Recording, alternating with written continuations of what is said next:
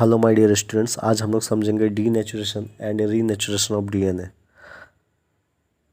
हम जानते हैं डीएनए एक डबल स्टैंडर्ड होता है। आज जब डबल स्टैंडर्ड डीएनए को किसी सॉल्यूशन में हम डालते हैं और उसके बाद उसमें जब हम हीट अप्लाई करते हैं, तब डीएनए अपने डबल स्टैंडर्ड नेचर को छोड़कर वो सिंगल स्टैंडर्ड में कन्वर्ट हो जाते हैं।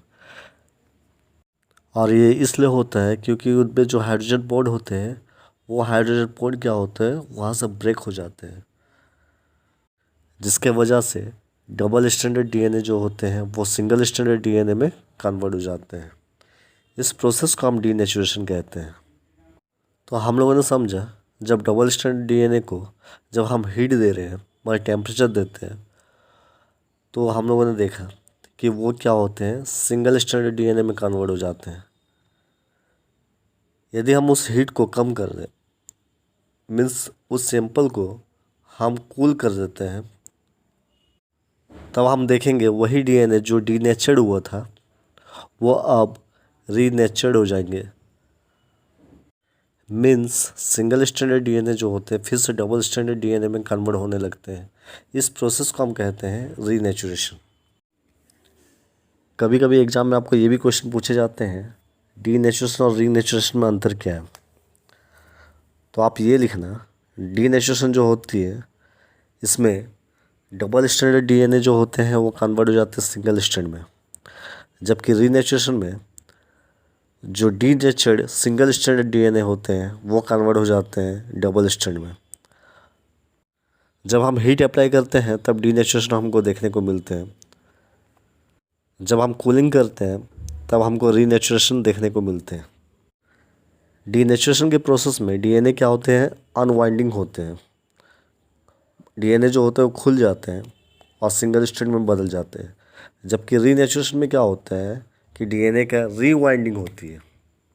मतलब ये जो सिंगल स्ट्रैंड थे वो फिर से आपस में जुड़ जाते हैं और बन जाते हैं डबल स्ट्रैंडेड में। डीनेचुरेशन के प्रोसेस में जो हाइड्रोजन बॉन्ड होते हैं बेस पेयर में,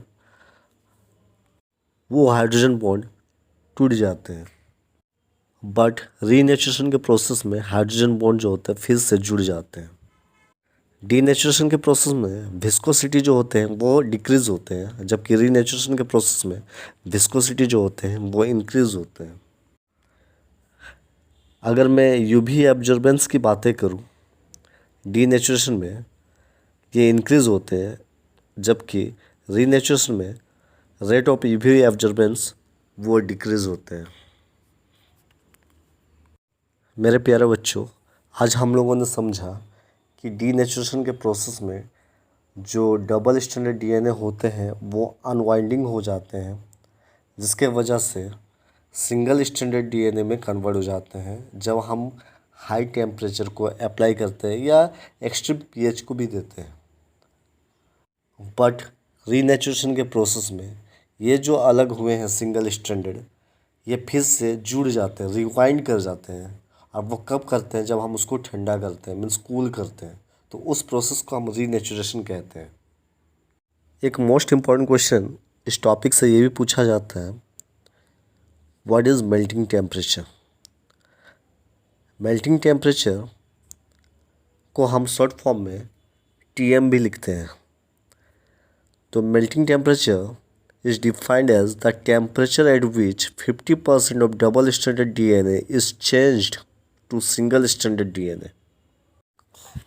जिस टेम्परेचर से डीएनए का 50% चेंज हो जाते हैं सिंगल स्टैंडर्ड में, उसे हम कहते हैं मेल्टिंग टेम्परेचर।